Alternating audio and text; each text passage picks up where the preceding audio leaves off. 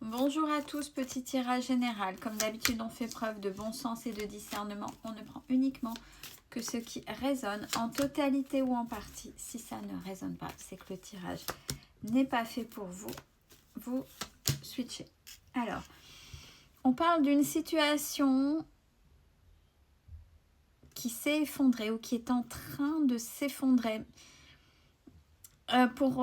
Dans ce qu'on est en train de me dire, c'est davantage une situation qui s'est effondrée. Donc on est presque au bout du bout, où c'est fraîchement derrière vous. Par rapport à ça, par rapport à cette situation qui s'est effondrée, la tour qui s'effondre. Vous avez travaillé énormément et vous avez remis du mouvement. Vous avez remis du mouvement dans votre vie. Vous avez fait des choses. Si ça s'est effondré, alors sur l'instant T, je ressens des choses qui étaient très rudes, très dures. Mais on est en train de me dire qu'avec le recul, vous êtes en train de me dire, mais en fait, c'était pas si compliqué. Ce qui était dur, ce qui vous a fait paraître dur, à l'instant T, c'est votre mental, votre manque de confiance en vous et tout ce qu'on a pu vous mettre au moment où ça s'est effondré. Alors, une situation qui s'effondre, on va prendre celle qu'on retrouve assez souvent, par exemple, un problème de couple, une rupture, etc., où vous avez subi les pires humiliations, soumissions, sacrifices, etc.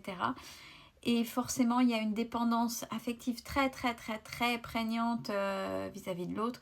Donc, c'est cette dépendance qui fait que ça paraît terrible, horrible. Et en fait, avec le recul, vous vous êtes rendu compte qu'en fait, le fait d'être sorti de cette situation, c'était une bénédiction. C'est dur. C'est pas une chose que vous vous êtes dit à l'instant T, parce que c'est des choses qui sont pas entendables à l'instant T, mais c'est avec le recul. Et là, on a vraiment ça. Alors, j'ai pris cet exemple-là, mais ça peut être aussi au niveau du travail, perdre son travail et du fait de perdre pas mal de choses financièrement. Mais, entre autres, il y a plein d'exemples comme ça. Mais le fait d'avoir travaillé, d'avoir remis du mouvement, ça vous a fait comprendre des choses vis-à-vis de vous, de ces fameuses croyances limitantes et surtout, de découvrir autre chose. Et là, on me redit encore, il y avait longtemps, tiens, je mérite et je vaux vos valeurs. On parle de valeurs. Vous avez découvert que vous aviez de la valeur. Et ça, c'est plutôt pas mal. On a aussi, par rapport à ça, du soutien. J'ai de l'amitié. Et quand je parle de l'amitié, c'est pas forcément un grand groupe. Ça peut être un petit cocon très restreint. Mais quand je dis ça, ça vient tout de suite en tête. Et il y a les honneurs. Il y a les honneurs par rapport à ça. Ça veut dire que c'est là où les personnes qui sont là et qui sont restées par rapport à cette période très compliquée où tout c'est vraiment acharné, tout s'est cassé, tout s'est détruit, mais de toute façon il fallait cette destruction pour pouvoir reconstruire, pour avoir quelque chose de nouveau. Ces personnes étaient là, donc on est plutôt pas mal. Par contre, là j'ai la carte de l'amour et de la stérilité. Il y a vraiment un pan qui est fermé, que vous avez du mal à réouvrir. Ça revient aussi assez souvent, ça. L'amour, alors attention, si c'est dans le domaine sentimental, mais ça peut être l'amour de l'autre, ça peut être dans tous les domaines. C'est se réouvrir à l'autre, c'est toujours la même chose. Bah voilà, la carte qui tombe là, c'est toujours et encore la trahison. Pourquoi? Alors, ça dépend quand votre situation s'est effondrée. Il y a longtemps, il n'y a pas longtemps. Et s'il y a longtemps, pourquoi posez-vous cette question, pourquoi cette peur de trahison est encore là? Ça veut dire, c'est normal, on n'aime pas être trahi. Ça, c'est une chose.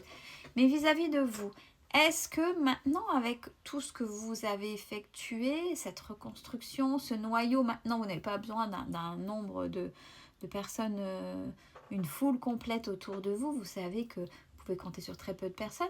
Mais qu'est-ce qui fait qu'aujourd'hui, avec tout ce que vous avez pu faire jusqu'à maintenant, depuis cette situation, pour avancer, pour évoluer, etc., cette peur de trahison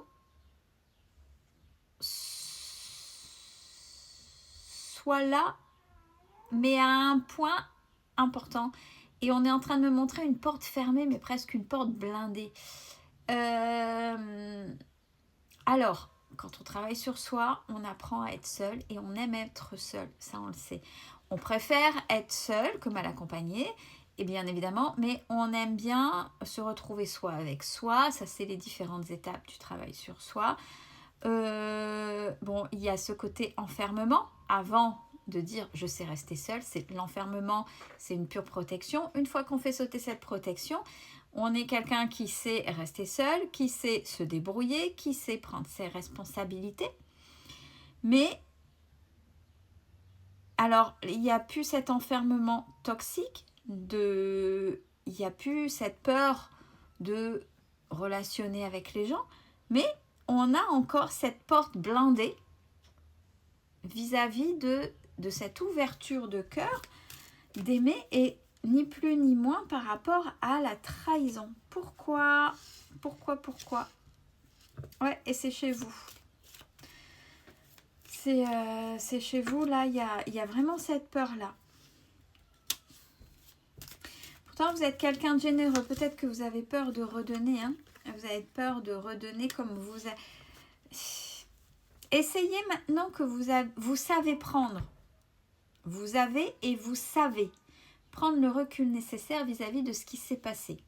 Quel que soit le type de trahison. Généralement, quand on vit une trahison, surtout sentimentale, on peut la vivre aussi quand on regarde bien au niveau amical, au niveau professionnel, etc. Et essayez de voir et de comprendre pourquoi ça s'est passé. Est-ce que c'est une question de limite? Est-ce que c'est parce que vous n'avez pas su vous extraire d'un milieu qui vous correspondait plus et vous avez subi? Si vous mettez une compréhension sur l'origine, le pourquoi de toutes ces trahisons, vous arriverez, surtout que vous avez travaillé sur vous et que vous reprenez confiance en vous, sauf là-dessus, j'ai une porte fermée. Et l'amour, c'est aussi donner à l'amour, même en amitié, hein, redonner son cœur, relationner, et on ne veut plus être blessé. C'est comme si vous switchez ce truc-là, cette notion-là, ces sentiments-là, cette façon d'être-là, vous le switchez et vous vous mettiez en mode robot. Non, c'est fermé, ça n'existe plus chez moi. Mais en fait, si, ça fait partie de vous. Parce que si vous avez travaillé sur vous, vous savez que le divin est à l'intérieur de vous, il est à l'extérieur, mais surtout à l'intérieur. Et parce qu'il est à l'intérieur de vous, vous l'avez à l'extérieur. Mais, ouais, on parle de votre générosité. Mais ça, si vous avez compris ça, vous savez que vous savez mettre les limites maintenant. Mais c'est encore quelque chose qui est très, très, très compliqué. Oui, j'ai l'instabilité. C'est quelque chose qui est très dur pour vous encore. Oui, dans ce domaine-là, vous ne savez pas encore, on va dire, c'est pas prendre le contrôle, c'est pas parce que c'est bien de lâcher prise, mais vous êtes trop impulsive, pas de manière agressive, mais impulsive, c'est-à-dire que c'est voilà, c'est comme ça. Mais et des fois, quitte à l'avoir donné, puis après avoir la personne et dire mince, c'est trop spontané, mais impulsive en même temps. Dans je donne, cette personne, allez, je donne, quitte. Il y a encore un côté sacrificiel si vous regardez bien. Et c'est peut-être ça qu'il faut changer. J'ai la carte du changement. Essayez avant de... Mettez-vous un mantra, mettez quelque chose, une programmation. C'est comme les traitements de fond en naturopathie, c'est 21 jours. Mettez-vous un mantra. Mettez-vous, si une situation est trop pressante, plutôt que j'agisse avec trop d'impulsivité, trop de spontanéité pour me perdre et me faire trahir. Allez, je respire, 1, 2, 3. Non, je ne prends pas cette décision-là. Je vais moduler, je ne vais pas tout donner. Qu'est-ce que ça représente pour moi? Ouais, voyez, vous pouvez faire ça. Il y a encore cette porte-là qu'il faudrait qu'elle puisse s'ouvrir.